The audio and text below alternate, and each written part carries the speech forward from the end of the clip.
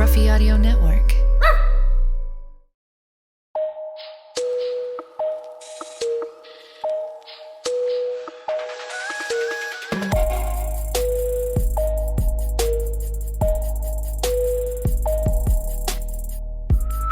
Well, we're finally doing it once again. What are we doing? Well, I'm not going to introduce myself, but I'm going to introduce you. This is JP Arencibia. This is one of my main guys. He's a retired. He doesn't like to say he's a former. Or you? Yeah, I could. You say because you keep on saying that I'm a major leaguer. I'm not a major leaguer. I'm retired. I'm an analyst now. Media. The guys that I hated is who I am. Dude, I'm telling you, Chad, and program director. He does an impression that is amazing. And if at the end of the podcast, I won't keep him long. He's busy. He just flew in from Miami, get a workout. Allegiant too, by the way. Was it Allegiant? Yeah. Did you do the zones like we had spec on with? Yeah, but I don't do that. You're cool with that? If I'm flying Allegiant, which is $40, I can't get upset. I can't get upset though. That's what I just get to a point where I'm like, dude, you're flying $40, and so I just wear it. That's a good way. Do you gotta wear it. Do you think the guy on the couch would get upset? Well, he doesn't fly Allegiant. No, he just said it. No, he doesn't. I don't fly Allegiant because you have not seen the studies on their planes. Well, hey, I've made it here.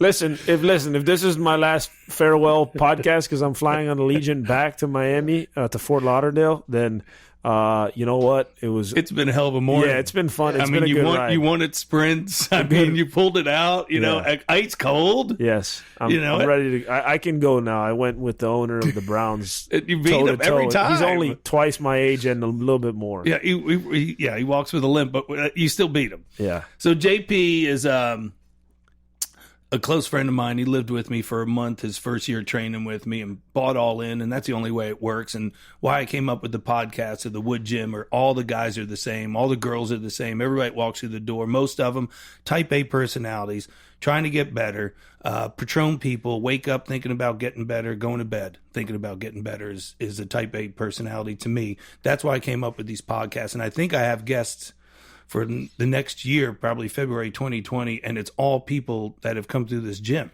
You know, we've done the Hoachavers. We're going to do Brittany, Papa Hoaches next week. All the guys that are trying to get somewhere. So I always open it up with everybody that comes on. When did you know you were different? I was always really, really good at being good at sports. So I knew as a young, like basketball, I was good. Football, I was good. Baseball, I was good.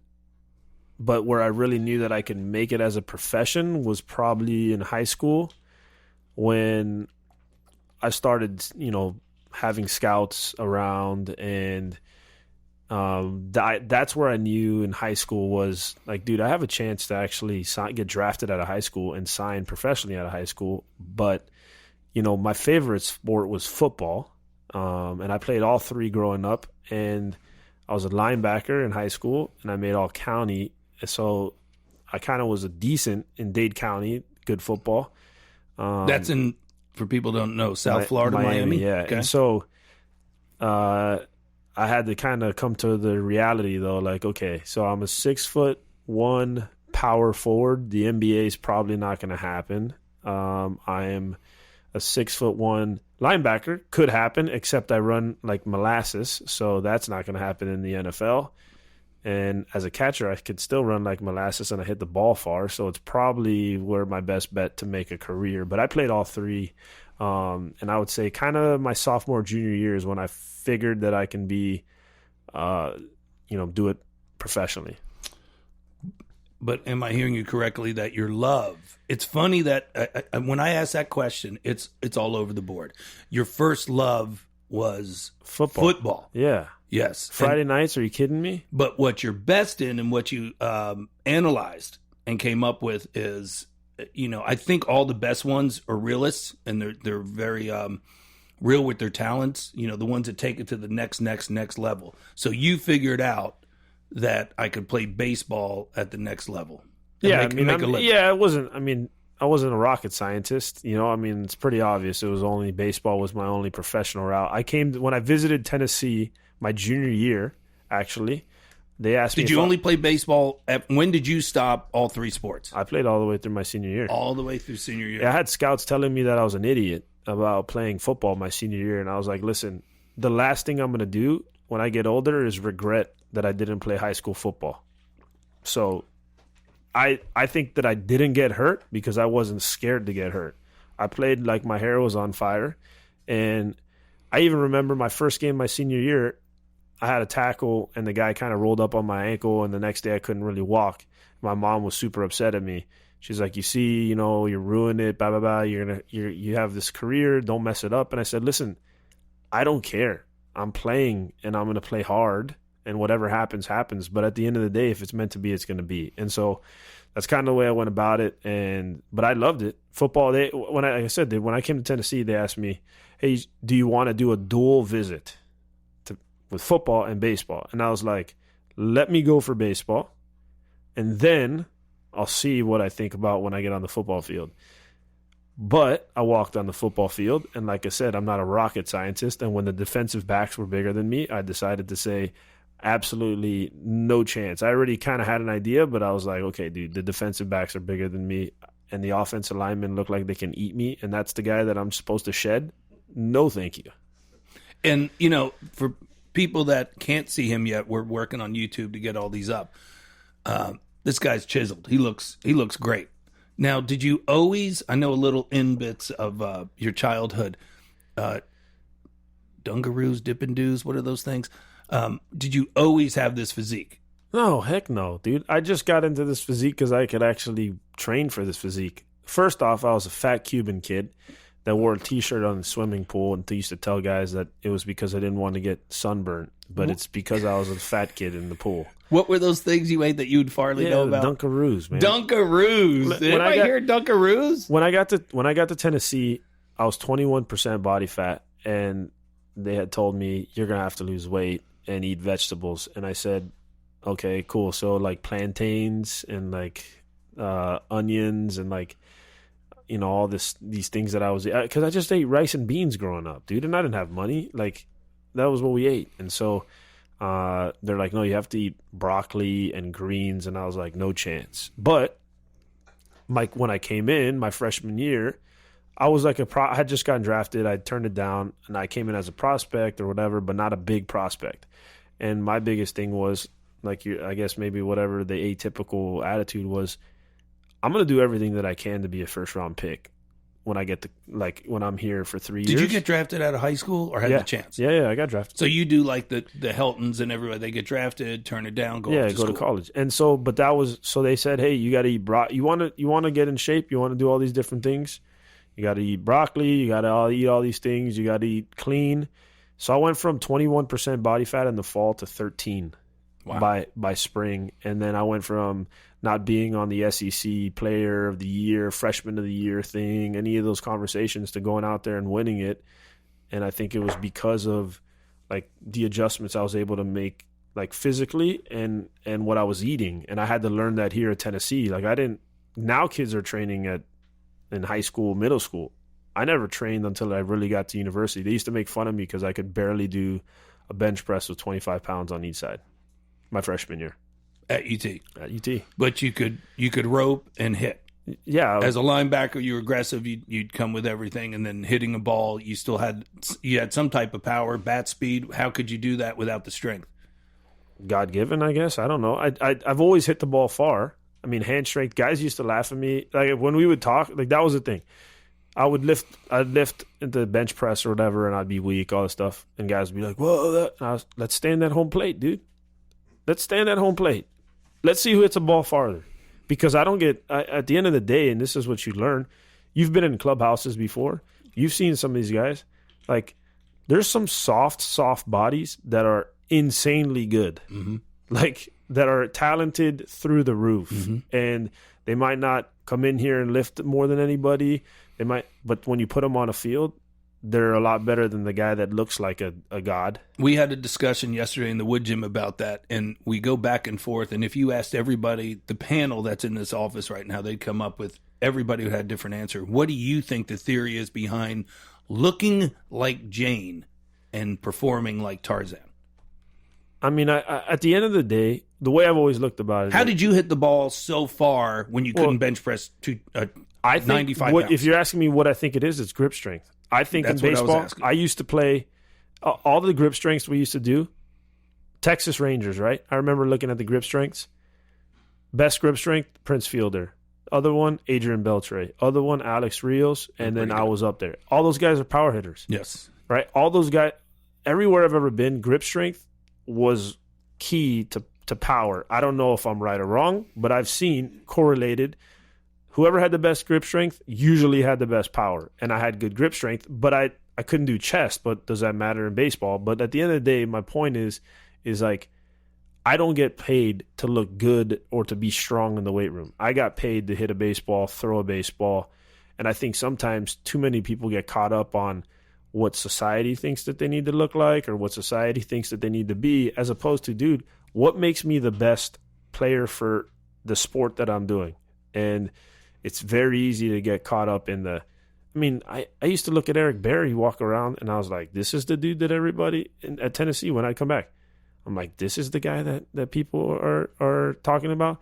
And, dude, on the field, this guy was knocking dudes senseless. But he didn't look like some of the dudes but he was. Mm-hmm. I mean, I just think that there's something to it. I don't buy in that you have to be this absolute animal in the weight room to be just like this awesome player. I think that's some guys are better on the field than they test in the weight room. Now, did it help once you started adapting to the changes of your body? Could you feel more pop off the bat with the ball, or was it the same, or with the conditioning? How did the training help you, and we could progress right into your journey of UT, and take me through, was training one of the big things that you always did? Was it off season? I mean, I know when you came here, you were all in. I mean, you went mountain bike, you went Olympic lifting, you went Olympic shoes. You're the type A guy. You bought the Vitamix. You were doing gluten free when I didn't even know what the hell it was. I mean, I remember Blaze Pizza. You're still doing gluten. How does that mindset work, and how does it benefit you, and how does it not benefit you? Is it where you always, again, I feel like I know you pretty well, and I would say, if anything, with JP, your talent is unbelievable. And I think from your grip strength to your long levers create bat speed that probably is off the hook, because he has some long arms and he should be in boxing. And that's another thing that we love about each other is we could talk those inside ring sports, is you could do so much. Well, here's what I think, right? I think at the end of the day, I worked so hard in the gym, but I didn't work enough on my mental side. Agreed. Because that's what at the end of the day for me separated the best players and then good players, right? AAA to the big leagues is really not far off at all talent wise. The difference is in between the years. And that's one thing that I would have given a little bit more respect earlier. So you were studying at UT as a catcher? See, I don't know much about your collegiate. I never really struggled. I mean, I got here SEC freshman of the year, All-American, and then my junior year, I mean, I was All-American, my USA team both summers. I won the MVP of the World Games that we won gold medal in. I killed it, and then I went in the first round, and then who'd you go with? Toronto Blue Jays, and then my first year in pro ball, I hit 300 with 27 homers and 105 RBIs. And I mean, went to the fall league, did well. Next year, AAA, struggled a little bit, but not a ton. Next year, went back to AAA, won the MVP of the league, and then was in the big leagues. And I didn't start really struggling until my third full year in the big leagues, and that's when I was like, oh, crap. So it took you 3.5 years to get to the bigs? 2.5. 2.5. And that's quick. That's really quick. Yeah, but I put up numbers though. And then when I got there, but my whole point of that is not that all good I did and all that stuff. I didn't put into the stock of mentality. Mm-hmm. And as hard as I worked in the gym, I should have worked on what was in between my ears that much harder. And I think again, that's why I think there's so many guys that what stands out the difference between them is, dude, is not the physical ability, is what is in between their ears. And I know football might be a little different in some of these physical sports, but at least in baseball, David Eckstein doesn't become the World Series MVP with not being a freaking rock star in between his ears, because that guy had no arm, no power. He looked like he was not even a player, and he won the MVP of the World Series. And Dustin Pedroia, same thing. A lot of these guys, that's the biggest thing for me, like when I tell guys is, dude, you have to just like really believe it, but truly believe it. Like buy in and understand. And that's why I think also some of the best players are full of shit, because they're literally so lost in their own. Like, for example, how I can explain it is the guy breaks a bat, he gets fisted, or the ball gets really jammed in his hands. Like, what do you mean fisted? Like if that means that if you're swinging, the ball gets jammed, like it's really close to your hands, and your bat breaks, right? Not the other fist. And those guys that were so good would come into the dugout and be like, dude, I just missed that pitch. And I'm thinking, dude, you just blew up your bat in 10 pieces. You didn't even come close to that pitch. But in their head, they're so locked in on what they do, and they're so confident in what they do, that they don't make the adjustment, and they go out there and they believe in themselves day in and day out. They don't make the adjustments, so they're very, very consistent over a season. Where people like myself, I break my bat, I come in, I'm like, dude, you gotta get there quicker, you gotta make adjustments, you gotta change. And so the consistency is up and down, up and down, up and down, because what's going on in between my head, I'm not truly bought into what I'm doing. And that's the difference between why I'm retired. I retired after being 31, as opposed to these guys that continue on playing. So my answer to like bring it all together is, yeah, I was 100% bought in on training hard and doing everything that I could do. But I don't think that's the end all, because if that was the case, then I would still be playing, and I would have had unbelievable years because of the work I put in the weight room. I think it's the combination of training hard, training smart, but also understanding, dude, that what makes guys unbelievable is what's in between their ears. And so how can I maximize that as well? Yeah, no, these are great points, and I love the raw honesty. I mean, that's nice that you could I wouldn't say self-deprecate yourself. I don't say you're putting yourself down, but again, you're a realist with, hey, I'm not going to play at UT at football. I'm not going to do this. The thing between your ears, and, Specs on the couch now, and he was a 1A football player and working with the best of the best. Where does the mental approach, because, 28 years doing what I'm doing, I've seen some savages with their mental approach. Like, I would not go up against that guy, and I've seen my guys like a Harrison Smith come in. His mental approach is so relaxed, and he so gets it. And it's, if you listen to his podcast, it's like, wow, I just listened to a pro talk about his mental approach. I think a lot stems from childhood, your upbringing, whether it's positive reinforcement or constantly getting beat down. Can you change that? I know I'm studying grit right now, and we could change grit, but can you remember? I don't want the most talented. I want the best. Yeah. So can you change the mental approach? I think a coach once told me, and I believe with him. I believe what he had to say to an extent. He's like, once the innocence is gone, it's gone. And what I mean by that is, early in my career, I didn't care. I went out there, I smashed. If I went 0 for 4, I didn't care. I went out and drank and had fun, because I never really struggled. Then I started struggling, and once I started struggling, that innocence of the happy-go-lucky, not going to worry, just go out there, was gone. Because then I started doubting myself, and then, all right, now I'd go good for a month and a half, but as soon as I started to struggle, it would take my head right back into, oh crap, is this going to be another, scuffle for a while? Is it? So I understand that point. I understand of what he told me, because it's also your approach at the plate. Like, you can make adjustments, but you're always going to have that in the back of your head.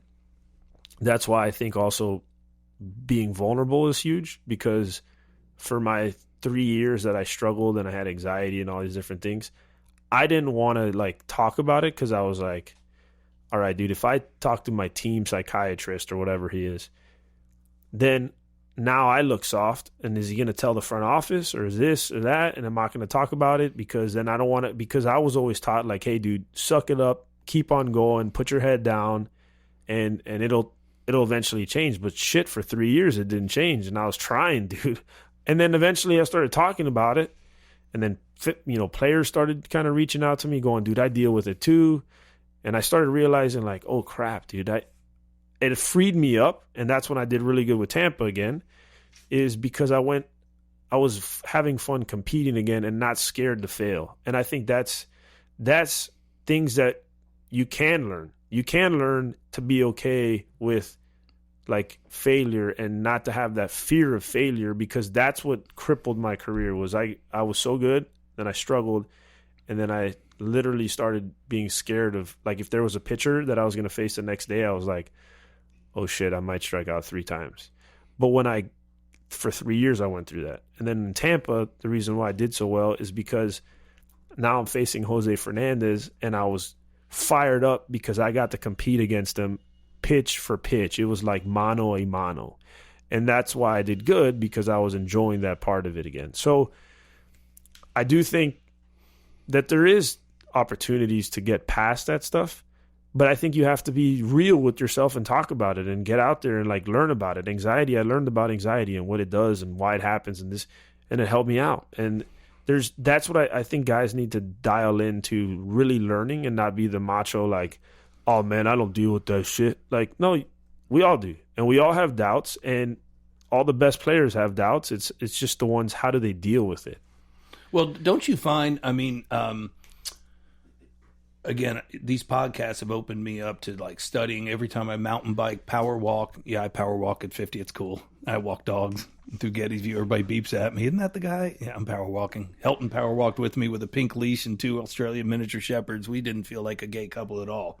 Can I say gay now in 2019? I don't know. I do like your realism, and I know I like where we're going with this. I had another script, but adapt and adjust, because I like the mind games. I like the mindset. And when we talk about fear, if you think about the other side of fear, there is no other side. There's nothing worse than fear. So you should embrace it instead of going, they don't want to be, like, oh, I'm not scared. We talk about the combine all the time when the athletes in the kitchen, when they live with me and they're like, hey, are you nervous?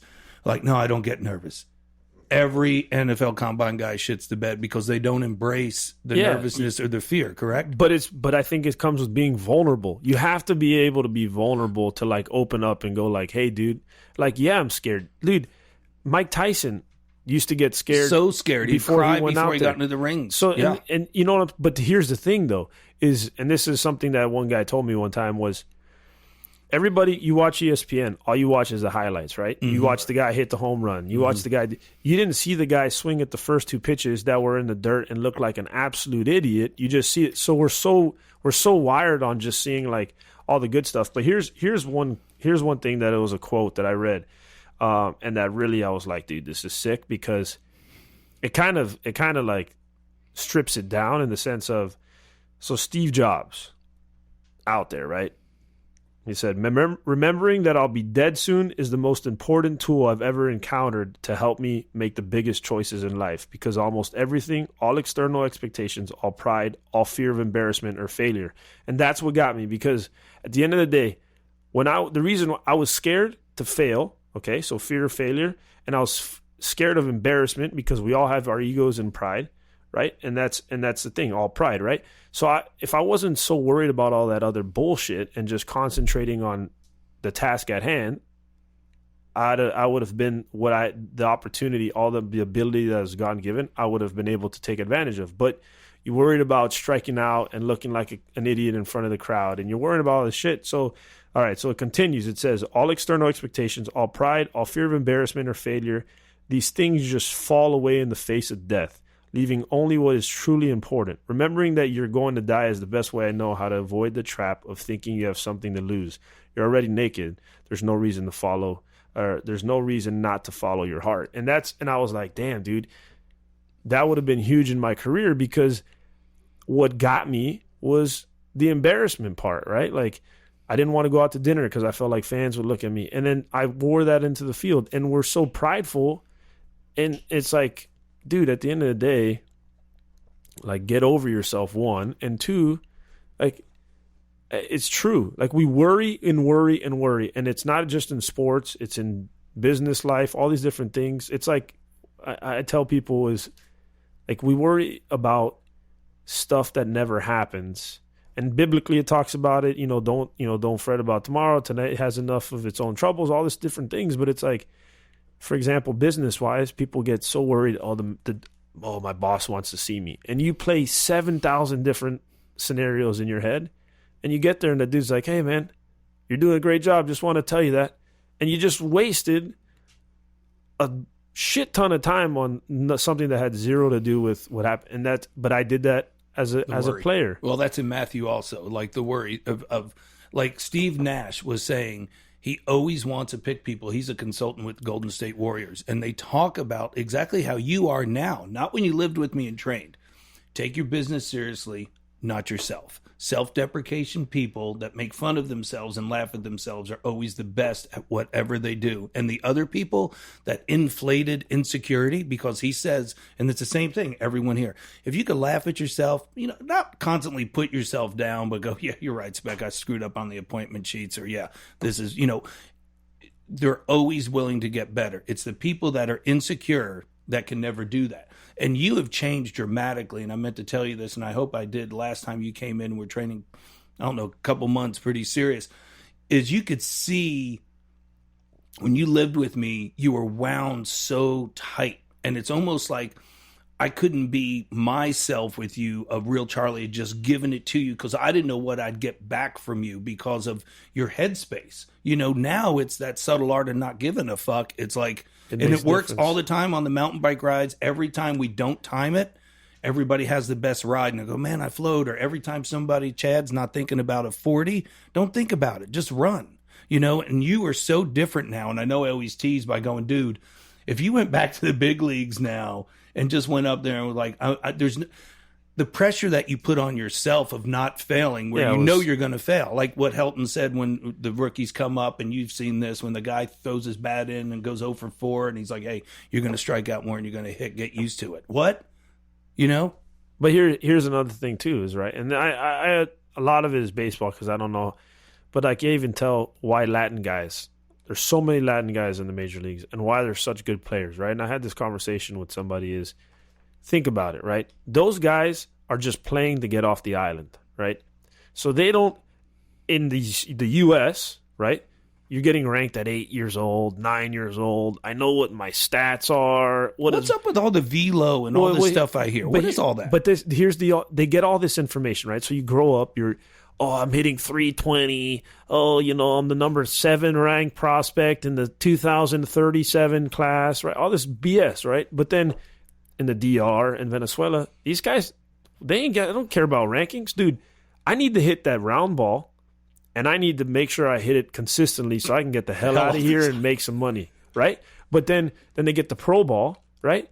And then they're the ones, some guys, teammates, people get pissed off at them and are like, oh, they just don't care. No, it's that they know how to separate, as opposed to they go have a bad game, like, who cares, dude? Let's do it again tomorrow. Who cares? But the other guys, the analytical guys like myself, you grow up now it's even worse. You grow up in this stuff. You're 0 for 4. Oh, man, my batting average went down to 257. Oh, my gosh, is it going to continue?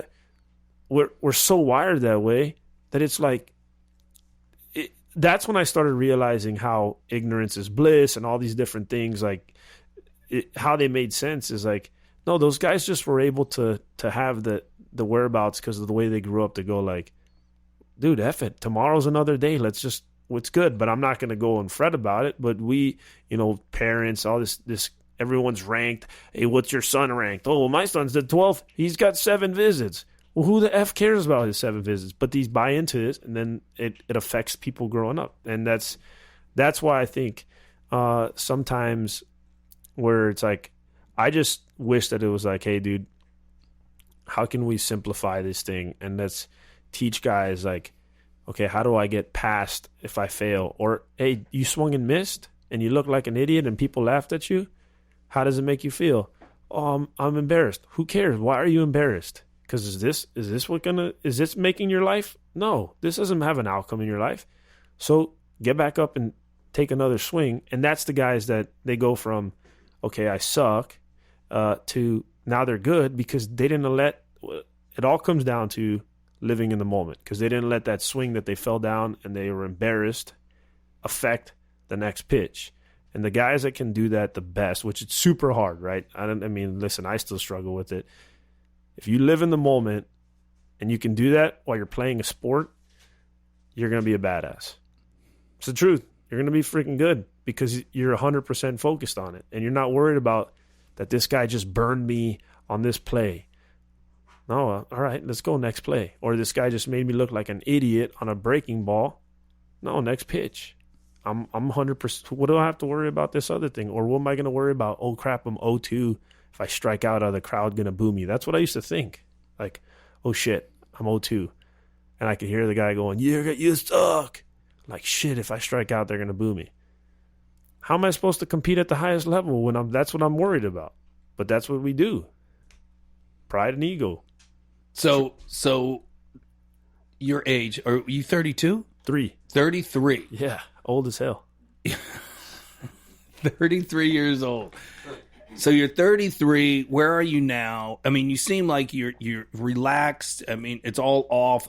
All the pressure's off. You know, like you were even saying, like when you came here to train, you bought in, and when you bought in, it was like, let me get this. Yeah, here's the pathway to success. Now I got it all. And then, you know, I do like the way you referred back to the Tampa Bay because that's the only jersey you gave me and allowed up here is because that's where I had fun competing again. That's when you had fun competing again. So where are you now? Because I know you did some stuff up at UT, and it sounds like you're in a great mentor role of helping the guys. I know you're back in Miami. What's next? Two parts. What's next for JP? After baseball, your body looks great. You're doing all this cross training. You're in some awesome UFCs and boxings, and you like everything you're doing. You're back in Miami. You're around your mom. You're around your family. Your sister, I know you're very close to. What's next? And have you found your way after baseball? Because that's the struggle I find with most of my athletes is they've been doing this all along, and they don't know they have a whole second life of a good life. I mean, you're 33. You could choose to do other recreation sports and compete in different things at the highest level. Now with the mindset that you've switched from pressure to I don't care anymore, what's next for JP? Because I know I didn't catch up with you in Miami. That's my bad. Now you're back here. We'll go to breakfast. We'll talk. Where do you go from here? Well, that's where being vulnerable, right? Because at the end, if I was here a while ago, I'd say like, oh yeah, you know, I got all these plans. Life after baseball has been tough, dude. Like, it's not easy because you're used to being great at something and working to be great at that, right? Having that routine. And then you get into the real world and you're like, all right, I can do a ton of different things, but what do I really have the passion to do? What do I really have the drive to do every morning? Because I've also realized that chasing money is not it, because I've met a lot of people that make over hundreds of millions of dollars and miserable. So where I'm at right now is I am doing pre and post game show for the Marlins on Fox Sports. I'm an ambassador still for the Toronto Blue Jays, so I do a lot of like charity events. I do just like season ticket holder events and do different corporate sponsors during the games. I go in the suites, so we could watch you for the Marlins. Yes, on Fox Sports. That's and then cool. I do a podcast actually with Yahoo Sports in Canada, just over the Blue Jays. It's just we just get a guest and all that stuff, right. But I love it, right? So you keep him busy. Yeah, I'm keeping busy, but then at the end of the day, am I being fulfilled? And that's the tough part I battled myself is like, where can I be the most impactful on the world, right? Like, well, the Rick Warren book, The Purpose of a Driven Life, you know, or is that what you're looking for, we're searching for? Well, that's, for me, the toughest thing is, right, like, the one thing I love is motivating people and helping people and saying things that I wish were said to me, right? And a lot of people are like, hey, dude, you would be an unbelievable manager. Mm-hmm. But then I'm like, yeah, I know that I would be an unbelievable manager, but am I willing to go through the whole bullshit of working your way up and all these different things. But then I step back sometimes and I go, well, how much more fulfilling is it impacting other people's lives? Because that's something as well that I love, because I feel like, because of my experience of being really good and bad and all these different things, is you can say I can really guide people, humans, which is at the end of the day, and I'm sure you know this, is like when you have somebody, and I saw this last year when I was doing it Tennessee, but when you like want to help people, you truly don't care about like getting any kind of what's the word, like not publicity, but you don't really care of like the having to be like, oh yeah, I did this. Mm-hmm. When you work with guys and then they go and they make an adjustment and they do well, Makes you feel great. and they have a smile like, oh crap, and then they go out there and have success, it's like, it's the coolest thing in the world, almost like tier worthy, as much as like it's awesome, right? And so that's the one thing for me, as far as, Well, I think you need to go into something like that, and I don't mean to cut you off, but I do think, because you're the only athlete, Woodgym guy I've had on, that's had ups and downs, where you went to the majors, then back down. So I think it's a better story that you could talk to people like, hey, I've been here and I've been here and I've been back to here and I've been back to here. A lot of these guys are like way up top, so they never experienced the struggles of going back and forth. So I think that's why, I'm captivated by listening to you. We haven't had the chance to sit down, of like the humbleness that you're coming across with is amazing, of going, hey, what did they say? There's two types of men, one that are humbled, ones that'll be humbled. they'll be, yeah. And it seems like that your story as, a manager or whatever at UT and doing your thing, I think you got some great gifts and great talents, bro. We'll see. I hated the media, and now the reason why I like it is because I could speak at a different level. I think that, I can inform people about how hard it is and talk about different things. I even watch you in here with, the minor league guys that are coming up that you were working out with. And they were like, oh, JP's in here. And then the chance of, again, the Woodgym is my ministry, I believe. I'm a broken guy 100%, but I still believe that I like when a Chad Speck and an Emily and Zindulis, I always get her name wrong, forget about it. We just call her Emily Z. And JP get to go eat lunch. And hey, I couldn't make it. I had to do something, but they got together, and I text Chad last night, make sure you're in. JP's in. I love that guy, man. He's a really neat guy. That's what makes me feel good. I understand the facility fees, Chad. I like those too. But yeah, the feeling good of JP wanting to come in and call me uncle or pops, or, it's like, wow, I'm there. I'm getting chills telling you that. It's like 50, I'm there. Like, it's like for Harrison to come down for 2 days in Miami and goes, I just want to be with you. And I was like, wow, like he's watching him grow as a person of doing different things, and your journey of where I'm telling you, man, you were biting a bullet when you were like this. And I hope people believe me. I know, dude. It was like, come on, Chaz, we're doing everything.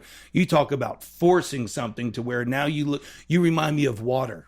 You just flow. Yeah, but you try, but there's adjustments, right? And there's things like that. But at the end of the day, it just becomes, at the end, I feel like it's how can I help the next person? It's like that selflessness is like, how can I push? That's why I enjoyed coming in the morning, was I wanted to, like those young kids, I wanted to push them, right? Because I would have enjoyed if somebody would have done that for me. And so it's like treating others how you want to be treated. I think pushing. Do you hear that, Spec? Pushing others, right? Like that's not yelling at me so much. Well, hey, it's easy to yell at you. There's sometimes me and you have gotten after it a few times. Oh my gosh, yeah, he does that. Tony and I talked about that. He has a little Brazilian temper in him. And you Brazilian, can see, that's Jan. I'm Cuban, dude. Cuban. I'm so sorry. Is there a difference? Yeah, there's a difference. Yeah, I get fired. Honestly, that's something I've had to learn too, right? I get fired up. No, dude, you get a switch going. He got a switch going in here over the winter. I was like, okay, whoever he's going after, we better warn him. You know what I'm talking about, Spec. He was going. It was on. But that's, dude, it's life. Yeah.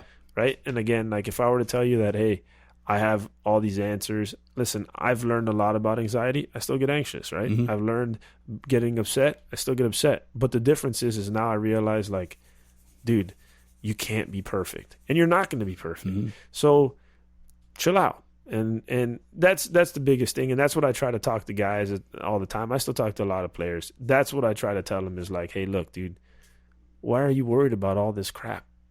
Doesn't matter. It doesn't matter. At the end of the day, when it's all said and done, none of this shit matters. So why am I wasting my time worrying about it? Worry about the stuff that you can worry about. And it's so simple to say it now. When I was in it, I was like, well, easy for you to say. Mm-hmm. But it's like, fuck, man. Mm-hmm. Just concentrate at the task at hand. Yeah. And everybody would be fine. But it's easier. You got to go through it to get to it, right? I get it. So it is what it is. But I mean, that's why that's where I like where I'm at. When people are like, man, you should still be playing. Or, I'm like, no, dude, I'm great. I had a great career. Now it's for me. How can I help the next person have? I played for 6 years in the big leagues. How can I have the next guy play 10, 12? What can I do or have just not anxiety? Like, how can I have the next person? So didn't you have some kick-ass years with the Blue Jays? Yeah, no, I had good years. I mean, you were a big dude. Yeah, dude, I led the league in home runs one year. Like, I had some good years, but it's at the end of the day, it's a business, and if you don't do well, you're gone. But I didn't have fun a lot of the times later in my career because I was so worried about failing, and I couldn't. When you're worried about failing, dude, you're effed. And I learned that in Olympic lifting. Yeah. I learned that in a lot of these different things. Yeah. Like, the brain is a powerful thing. Yeah, and I think you've mastered a lot of the disciplines of the training, and still were like, okay, where's my missing link? You know, and then the mind. I think you're in a beautiful space, man, and I really do. And I know, Chad, we were looking for some slapstick humor with his one-liners of Clubhouse. But I don't know if we could say half of them, but I've enjoyed sitting down and talking with you. And I know we got off on the mindset, but I loved it. I mean, you know, talking about the baseball career, he almost moved me in a different direction of, no, let's talk about my mindset. Let's talk about what life really is. And I think you're beautiful in and out now. You're a good looking dude. If I was swinging the bat the other way, I'm going to buy you breakfast and see where it goes from there. So JP, thank you. I can't wait to visit with you again. I'm sure I'll see you. I think you're probably in town for the football game, spring game. No, yeah, I'm here for baseball, but I follow Tennessee, so I'll be back and forth. Will you be at the game? I think I might. I'm not exactly sure. Probably come visit us because Brian DeBus wants everybody to come up to his box. All right, with Dobbs and everybody wants to do something there, so you know how that goes. All right, I love you, man. Thanks for visiting. Thanks for visiting the Woodgym. You're awesome. You're awesome.